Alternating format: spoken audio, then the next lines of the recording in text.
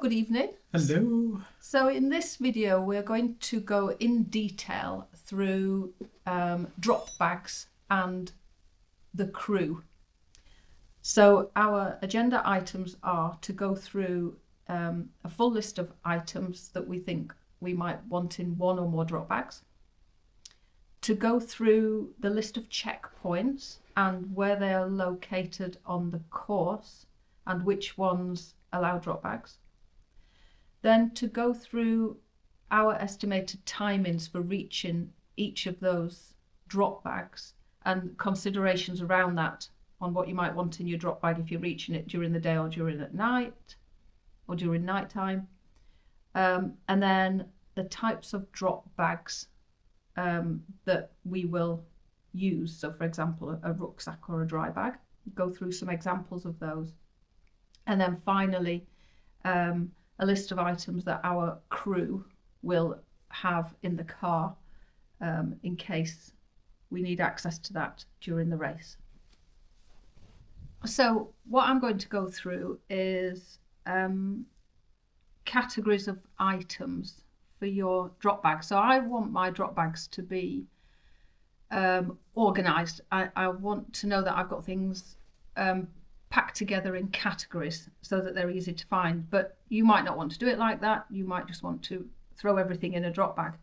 But what I've done is categorised items. So I'm going to go through those categories, but everything will be in a document linked to this video. So you don't have to write things down. Everything will be listed in the document. And when we were coming up with the list of things that we want in our drop bags, a priority is to have things that would be race ending if you do not have them. So to have spares of those. So for example, batteries, head torches, I can't think what else is on the mandatory on the kit list that you would have spares of. So anything on the mandatory kit list, so we've got a spare water bladder, thing like that. But I mean, you're not going to have spares of everything on the mandatory kit list, but things are likely to break or could poles, break. Things like that. Actually, I'm not even sure they're on the mandatory kit list. No. But there'll be things that are mandatory. Try and have spares of those, and there are things that you will know yourself. If I do not have that, this will end my race. So try and have spares of those. I'm going to go through what we're putting in drop bags. You might or might not have a crew that are moving up the course with you. So you might want to leave some things with your crew rather than in a drop bag, but obviously that's up to you. So my first category I have labelled toilet bag. Now I might not have all these things at every checkpoint, but what I'm going to go through here is the list of everything.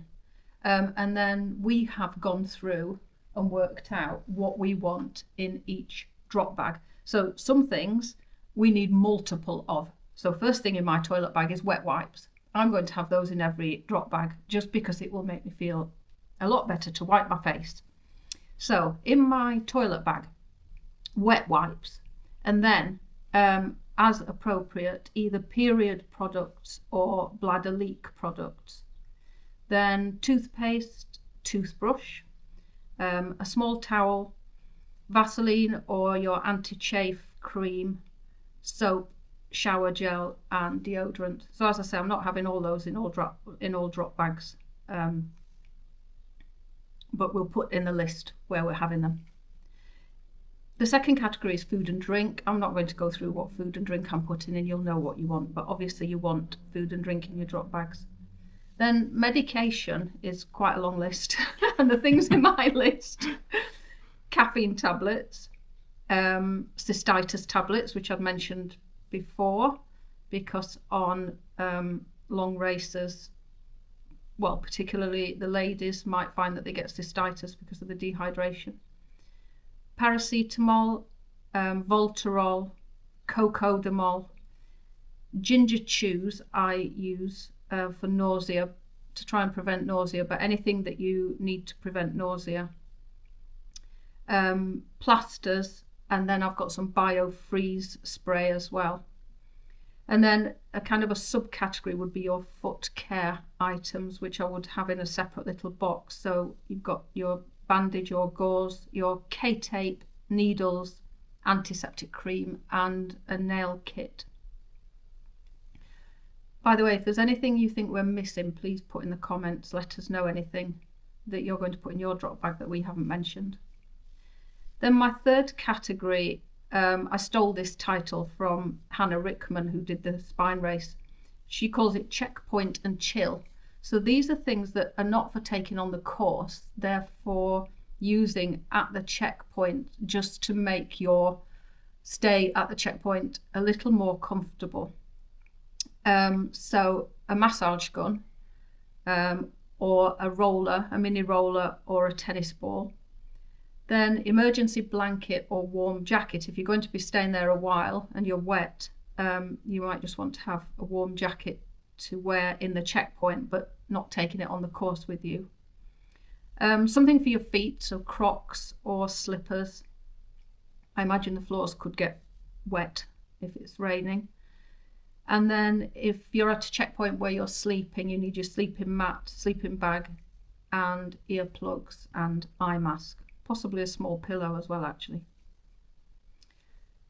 Then I would have in a dry bag spare clothes.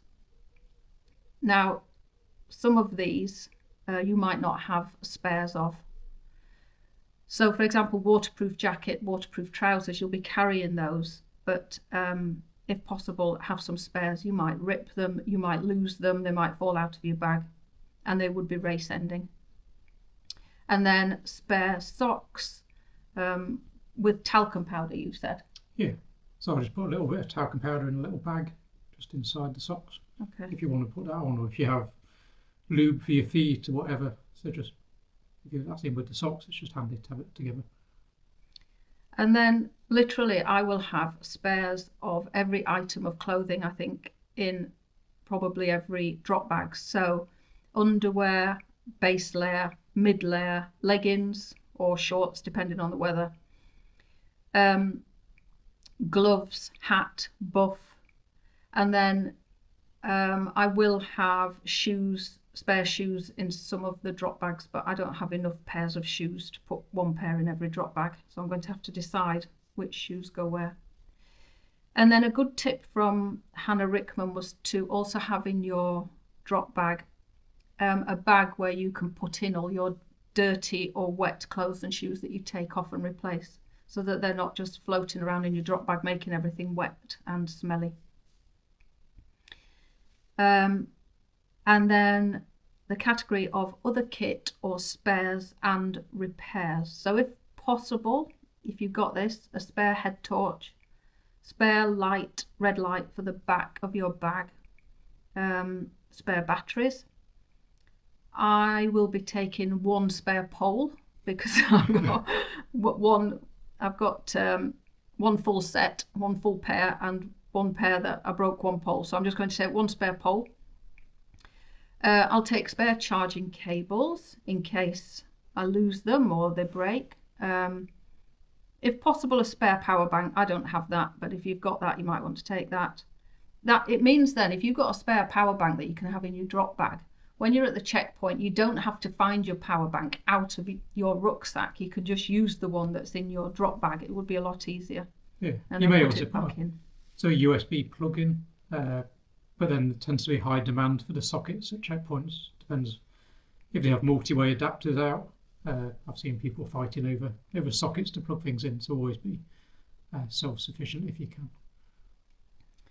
can. Spare water bladder and or bottles. So it's mandatory to have the capacity to carry 3 litres. So that would be race ending if one of your bottles gets ripped. So spares of those where possible. And then items to fix things. So for example, duct tape, string or safety pins. You might find that your bag breaks, a strap on your bag breaks, or you rip a hole in your waterproof leggings. So they're just ideas to try and fix things at the checkpoint. We both wear these mini gaiters, and they've got elastics underneath, and in fact mine snapped on our last run.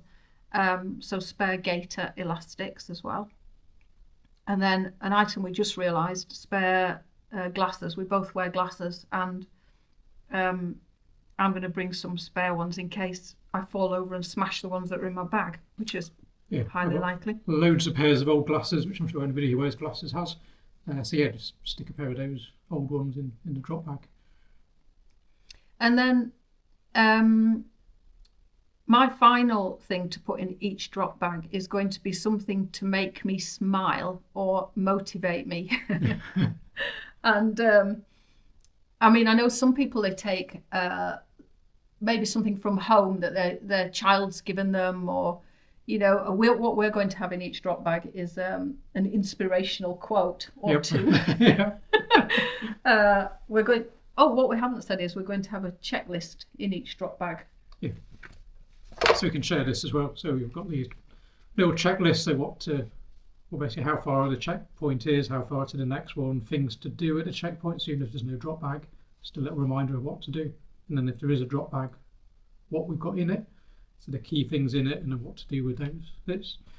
You think it's common sense, but it's sort of, once you're 36 hours in and you've got a drop bag and everything looks the same and you're all hopelessly confused, you just need that just to remember how to get back out the door of the checkpoint, basically. Yeah, and I was also thinking, when I start to take my painkillers, you need to write down somewhere what time you took them. Yep. So I could write it on that, or write on. Yeah, I need to write down somewhere what's the next time I can take the painkiller, so I don't go and overdose myself. But we're trying to come up with inspirational quotes. So if you've got any, let us know. So there's 5 drop bags that you can have along the route, which is quite generous. So the ones you can have at each checkpoint, so Eyemouth, Dunbar, North Berwick, Aberlady. So they can be 5 kilograms, 15 litre ones. And then at either Dunbar, North Berwick or Aberlady, you can have an additional volume on that. So your sleep bag, so that's in a total of 10 kilograms, 25 litres. You can have at one of those 3. And then at the end, you've got your finish bag, which is up to 15 kilograms, 70 litres. The key thing about the one at the end, basically needs to fit everything in. So to get away from the finish, you're going to then have your finish bag plus your rucksack that you've been running with, plus 4 drop bags potentially. So think about that amount that you've got to then fit into that. So ours will probably be pretty empty, what we have at the end, because then we'll just go straight to the hotel. And again, you're going to put all that. Put all this in the document. This is all in the document. Yeah. Yep. So in terms of the drop bags, so there's a variety of stuff that you can have. You don't need to go and buy special drop bags. So I've got things like, it's a 10 litre rucksack that you can use. I've got this is a 15 litre dry bag, which rolls up. I've got a slightly larger dry bag here. And I've got, this is quite a useful one, what gave us this is a swim bag. So again, it rolls up at the top and becomes waterproof. So lots of things that you've probably already got around at home that you can then utilise for those drop bags. The key thing with these is that they could be left out in the rain. So when we volunteered on the spine race, there was an issue with one of the checkpoints and the bag should have been inside, but we actually ended up stacking all the bags outside. So you've always got to be prepared that those bags could be left outside. So either the bag needs to be waterproof or the contents need to be waterproof, or ideally both. So if you're using something like a rucksack like this, the outside's going to get wet. So make sure you've got waterproof bags inside it. And some of the things you don't need to go again fancy and spend a lot of money on dry bags. So just sandwich bags. It's useful just to have all of your kit separated into these sandwich bags. A lot of people I see label them up, so write on it with a Sharpie, whatever, as to what's in it. Again, 3 o'clock in the morning trying to work out what's in each bag, it's a bit confusing. So yeah, put everything you want to keep dry inside bags, inside those. And I've got a massive selection of dry bags and so on that I just use. So all my clothes, things I want to keep dry, will be in those. Even if it's in a dry bag, the things that have to stay dry will be in another waterproof bag inside it. A tip from the spine race for your power bank, your charging cables, all things like that, was to have a plastic box because then you can keep everything in it while you're charging them. Mhm. So everything's all together and easily identifiable as yours. So on the document which we'll share around the pit stops, so we've got a page per pit stop as to key information, so where it is, whether there's a drop bag, how far it is, and so on. Also how far to the next pit stop, what time we expect to be there, how long we plan to stay there, what time we're going to leave by, and so on.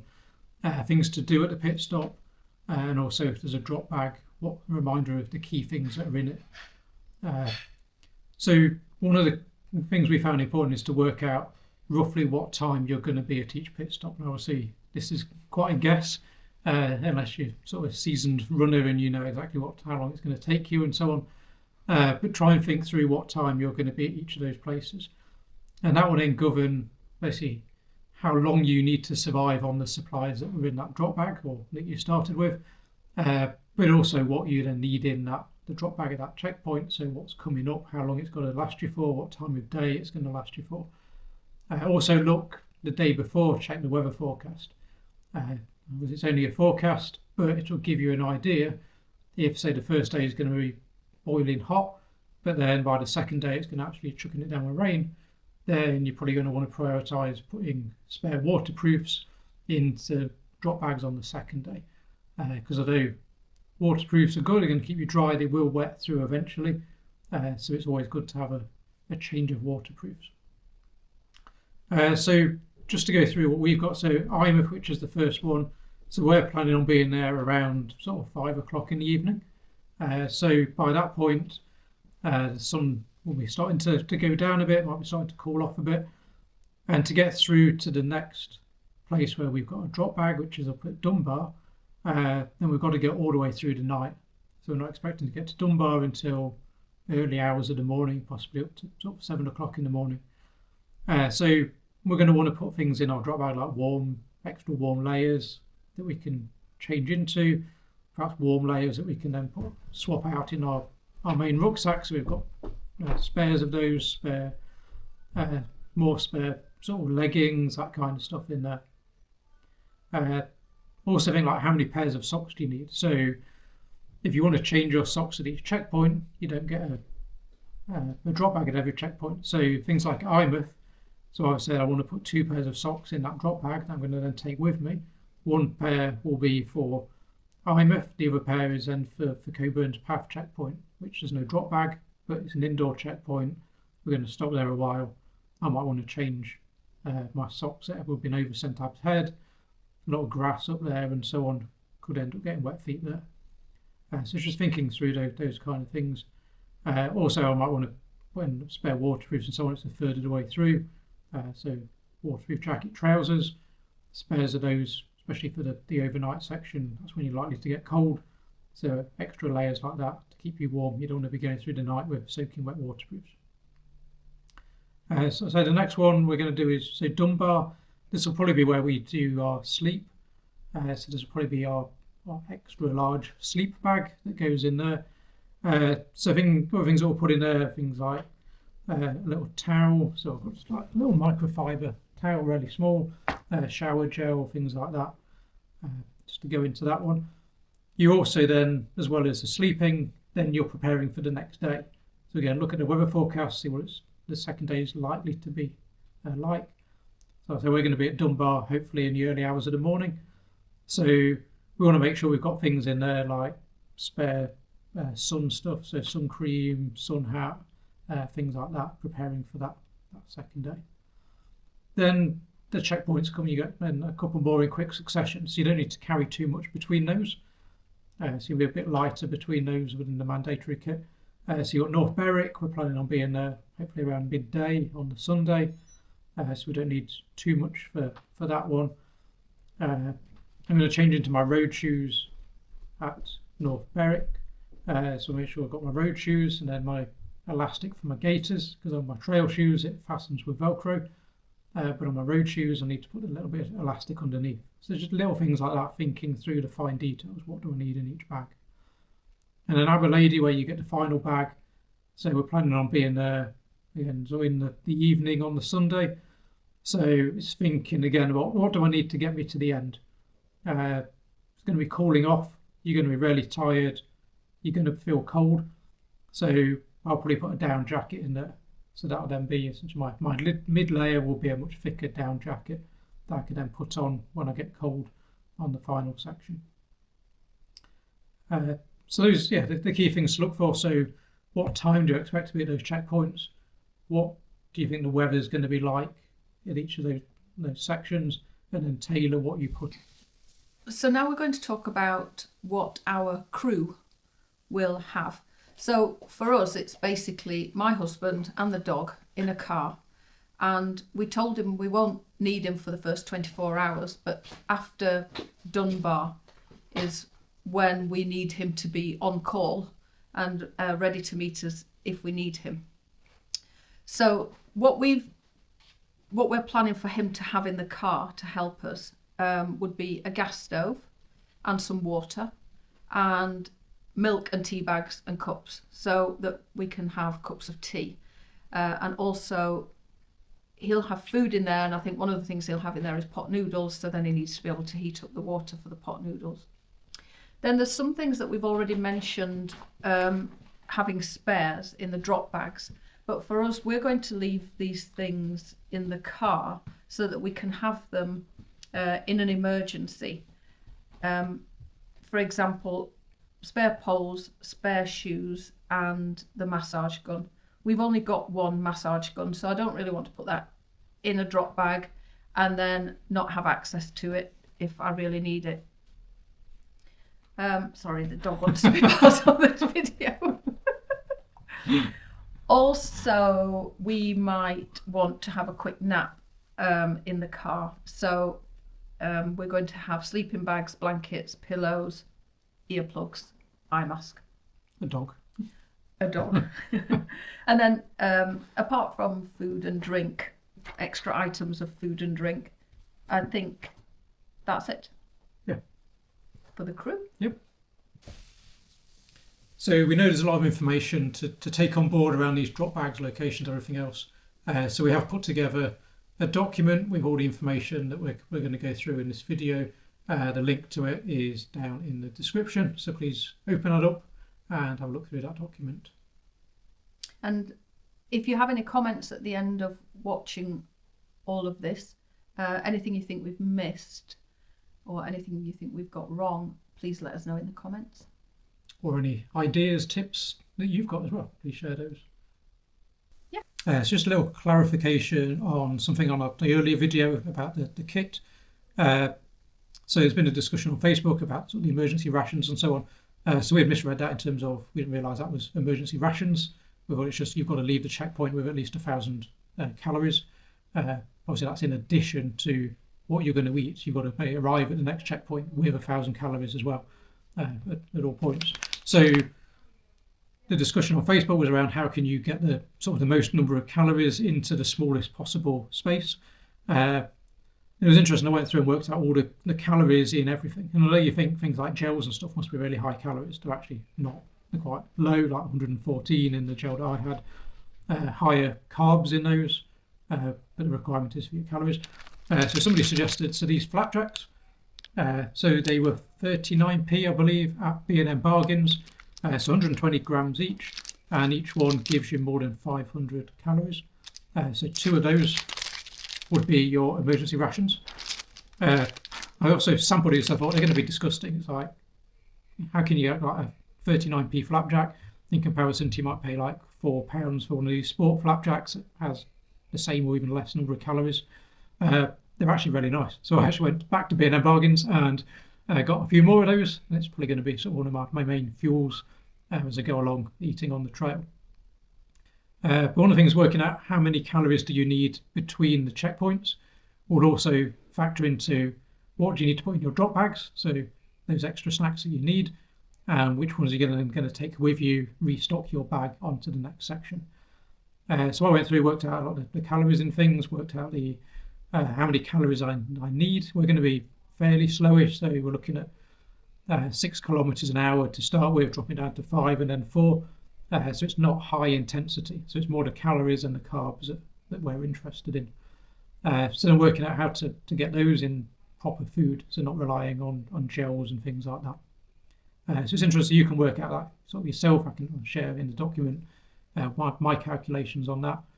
But you need a fair amount from the start because you've got to go right the way to Eyemouth up to Dunbar. Again, it's a similar distance, so you need a fair chunk there. And then you go in 3 checkpoints close together where you've got drop bags, so you don't need as many between those. And then the final section right the way up to the finish. So it's useful to work that out. One of the biggest things they say that people drop out on is they get cold.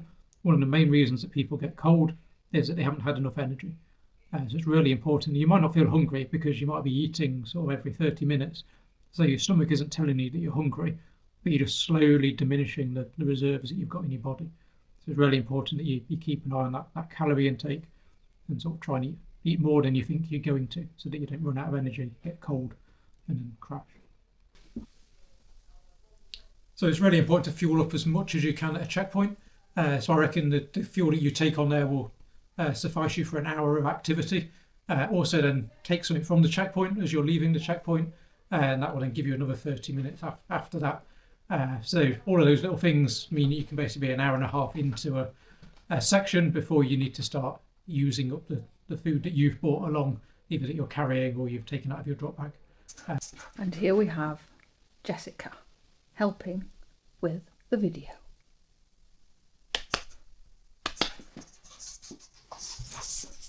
So helpful. Jessica,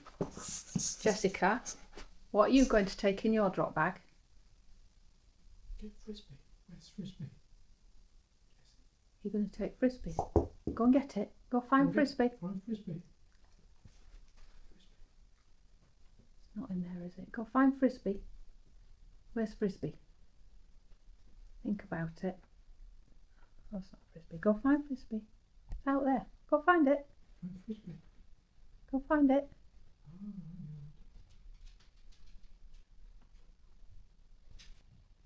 Is it stuck? Yay! There was frisbee.